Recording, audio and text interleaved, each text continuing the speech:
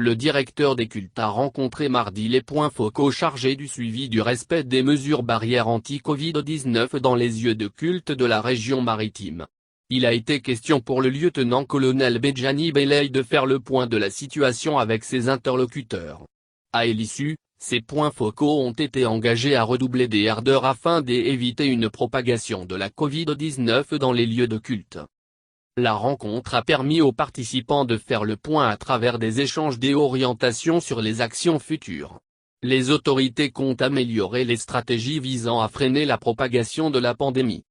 À l'occasion, le directeur des cultes a salué et félicité les points focaux pour leur engagement dans la lutte contre la propagation du Covid-19.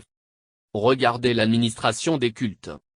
Lieutenant Colbelay a exprimé ses gratitudes à tous pour leur dynamisme et leur présence remarquable sur le terrain qui ont permis à l'administration des cultes d'avoir un regard de veille permanent sur le respect des mesures prises par le gouvernement en matière de lutte contre la propagation du Covid-19.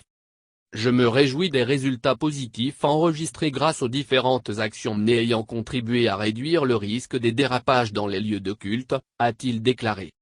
Par ailleurs, le directeur des cultes a exhorté les points focaux à redoubler des efforts face à la situation alarmante de l'augmentation des contaminations. Pour leur part, les points focaux ont réaffirmé leur détermination à travailler pour inverser la tendance de contamination à la Covid-19. La rencontre de Lomé est la première d'une série prévue avec les points focaux ainsi désignés sur l'étendue du territoire national. Ces rencontres sont prévues dans les différents chefs-lieux des régions.